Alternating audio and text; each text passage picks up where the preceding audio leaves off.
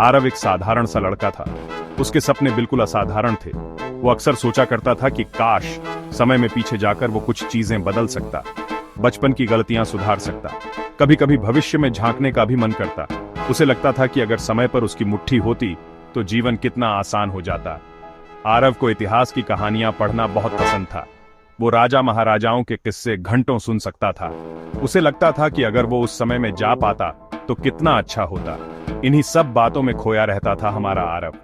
एक दिन आरव अपने स्कूल की लाइब्रेरी में था। उसे वहां एक पुरानी और धूल से भरी किताब दिखाई दी। किताब का शीर्षक था समय चक्र। कवर पर एक घड़ी बनी थी जिसके कांटे उल्टी दिशा में घूम रहे थे। उत्सुकतावश आरव ने वह किताब खोल ली। किताब में समय यात्रा का रहस्य छुपा था। उसमें लिखा था कि एक विशेष मंत्र परचकर और कुछ खास चीजें इकट्ठा करके समय यात्रा की जा सकती है। आरव को पहले तो यकीन नहीं हुआ, लेकिन फिर उसने सोचा कि कोशिश करने में क्या हर्ज है। आरव ने किताब में लिखी सारी बातें ध्यान से पढ़ी। उसने वो सारी चीजें इकट्ठा करनी शुरू कर दी जो मंत्र के लिए जरूरी थी। कुछ ही दिनों में उसके पास सारी चीजें मौजूद थीं। अब बारी थी उस मंत्र को पढ़ने की। आरव ने एकांत जगह ढूंढी और मंत्र पढ़ना शुरू कर दिया। पहले तो कुछ नहीं हुआ, फिर अचानक कमरे में तेज हवा चलने लगी। आरव को अपनी आंखों पर यकीन नहीं हो रहा था। उसके आसपास का माहौल बदल रहा था। जब आंखें खुलीं तो आरव खुद को एक अनजान शहर में पाया।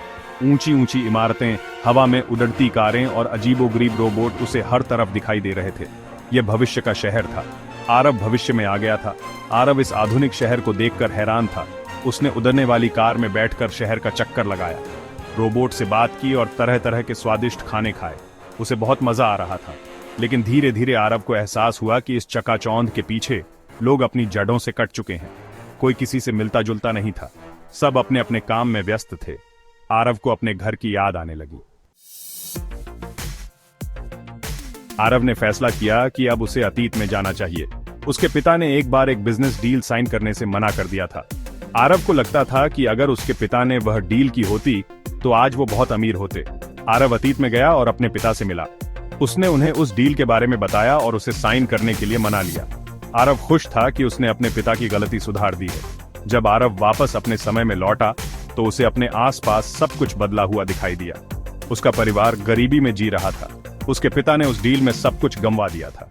आरव को अपनी गलती का एहसास हुआ। आरव ने समय यात्रा से बहुत बड़ा सबक सीखा था।